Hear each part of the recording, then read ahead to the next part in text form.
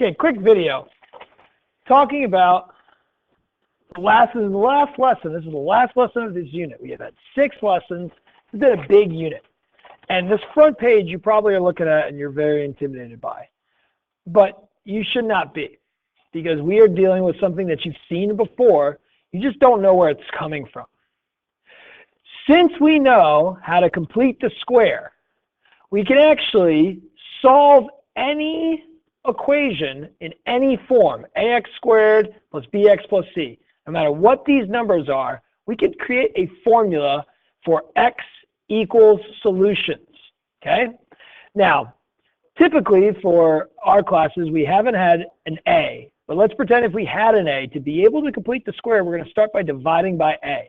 So if I divide everything by a, divide by a, I end up with this. Like a over a is 1, b over a right here, c over a here is 0. Okay, make sure we're taking notes on this.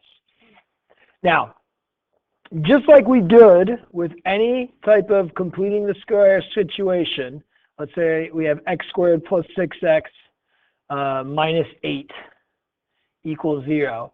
We'd first start by adding 8 to both sides. So what we are going to do here is add or subtract really the c over a. So I add a negative c over a.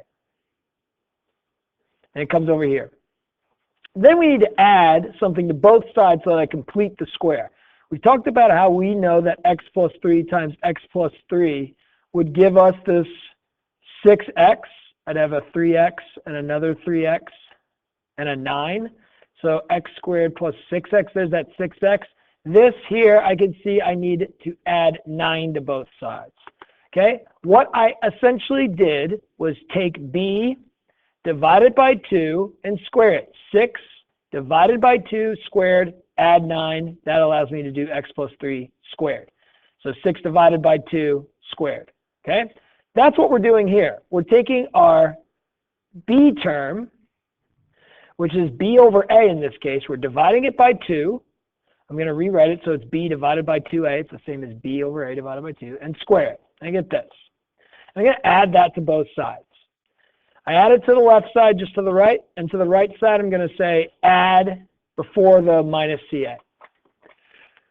And now, since I have this, we can write it as x plus 3 squared, or this ends up being x plus b over a divided by 2 squared. That's the whole 6 divided by 2, b over 2a squared. Okay?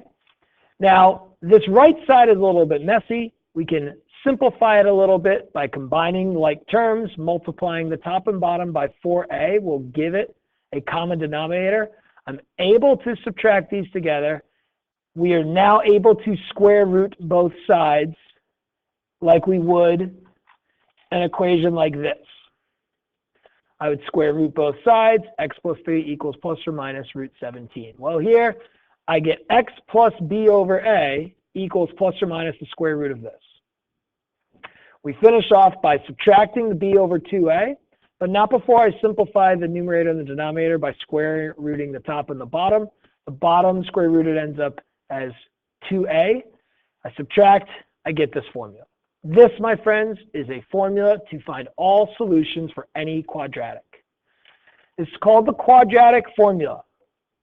It is used to solve any ax squared plus bx plus c equals 0 equation. The formula for our x equals solutions will always be this plus or minus this. Now, you might be used to this formula being very similar to this, but looking a little bit different. If you're not, then that's great. Then you don't have to worry about it. But you might be familiar with the formula looking like this. I don't like the formula looking like this. I prefer this, because I think it makes sense to me when you look at it a little bit more in depth. You remember back in the day how we used negative b over 2a to find the axis of symmetry, which is the x-coordinate of the vertex? That's where this comes from. This is like the center. And then we are adding and subtracting what ends up being a distance to our solutions. I'm going to call this a distance to the solutions. This is my axis of symmetry. So the middle plus or minus my distance to solutions will give me my 2 solutions.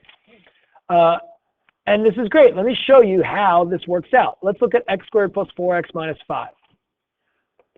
We talked about in the past, the middle of the parabola would be the opposite of b. Let's make sure we understand a is 1, b is 4, and c is negative 5. The middle would be the opposite of b over 2 times a. That's just negative 2. Okay, well, there you go. There's negative 2. Boom. There's my center. There's my vertex.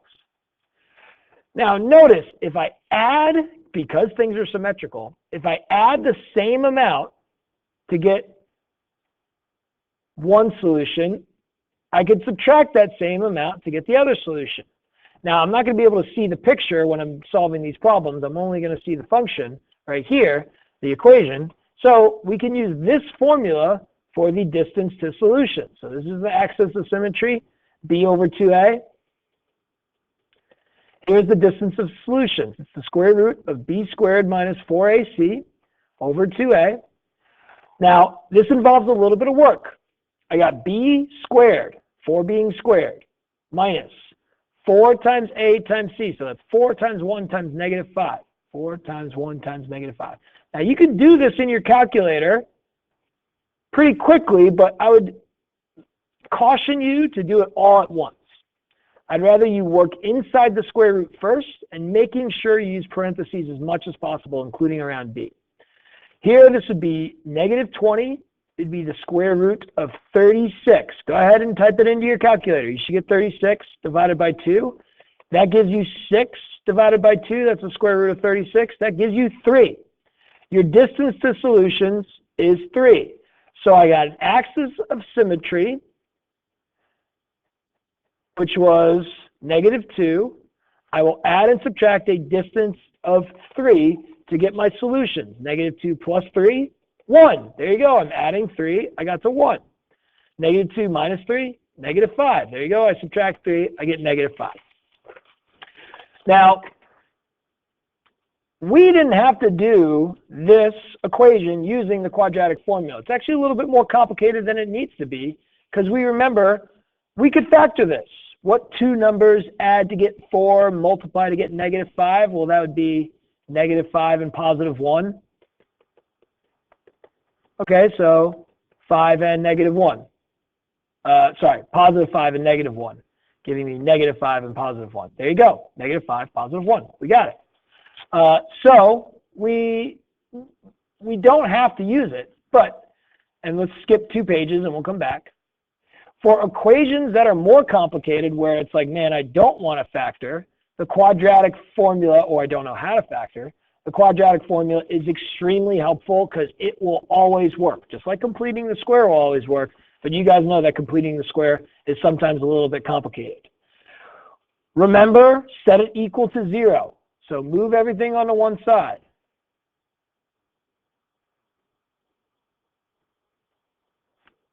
Identify A, identify B, identify C. We got an axis of symmetry, which is the opposite of B over 2A. That's going to be negative 7 over 2 times 3. That's going to be negative 7 over 6. We got a distance to solutions. That's the square root of B squared minus 4AC over 2A. So I got the square root of 49, that's B squared, minus 4 times 3 times 2. 4 times 3 times 2, you could do in your calculator, it's 24.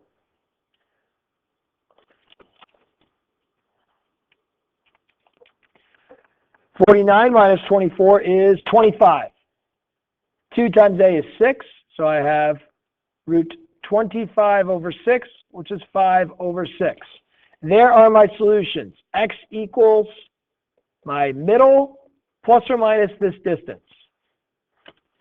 We could actually do the calculations. Negative 7, 6 plus 5, 6 you could do in your calculator ends up being negative 2, 6, which is negative 1/3. And then negative 7 and 6 minus 5, 6 will be negative 12, 6, which is negative 2. Just to show you that it works, if we use our calculator,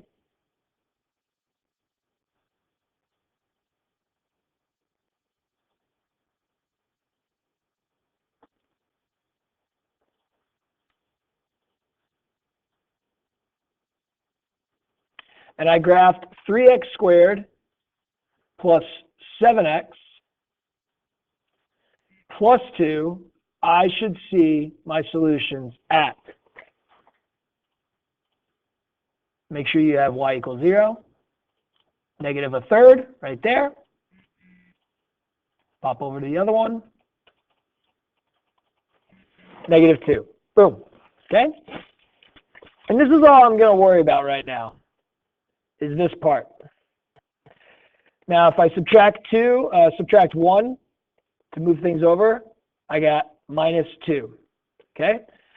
Identify A, identify B, identify C. You got your axis of symmetry, opposite of B over 2A, 4 over 2, which is 2. And you got your distance to solutions. Let's see. Square root. This is where we need to be careful. We got b squared minus 4ac. Use parentheses over 2a. The b squared is negative 4 being squared. Make sure you write that as positive 16. 4 times 1 times negative 2. 4 times 1 times negative 2 is negative 8. So it's 16 minus negative 8. That's going to be square root of 24 over 2. We could simplify the root 24 to be root 4, root 6. Root 4 is 2. 2 root 6 divided by 2 is just root 6. Here are my solutions. 2 plus or minus root 6. That's 2 plus root 6. That's 2 minus root 6. What's great about these, let me make sure this works out, this is a perfect example.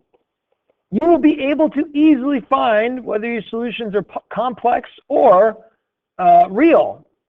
Let's look at this example really quickly. We're going to finish on this example. And actually, that's it. The other part we'll talk about next class, okay? You should be able to finish these examples and actually start your homework for the remainder of the class. We identify A, B, and C. We have our axis of symmetry, which is negative B over 2A. Now, it's not the negative B, it's the opposite of B. If B is negative, make sure it's positive. Over 2 times A, 7. Distance to solutions. This is where we need to do some legwork. We got B squared minus 4AC over 2A. So B squared, negative 14 squared. Make sure when you're using your calculator, you are not making this mistake of typing in negative 14 squared. That is not correct. You should be using parentheses. You know a negative times a negative is a positive. So I'm going to get 196 minus 4 times A times C. 232. Divided by 2A. Let's subtract 196 and 232. I get negative 36. Okay, all of a sudden I have a square root of a negative number. We remember that when you have square roots of negatives, you have an imaginary number. Split this up into a positive and a negative. The square root of 36 is 6. The square root of negative 1 is I. We could divide 6 by 2. It's just 3. So I just hit 3i. That gives me my solutions. X equals the axis of symmetry plus or minus my distance to my solutions. Okay? Please play this video again for students. Students, you should understand. Don't worry about this part, this discriminant part. We'll talk about it next class. With these examples and going over this first example, you should understand how to utilize the quadratic formula. Thank you.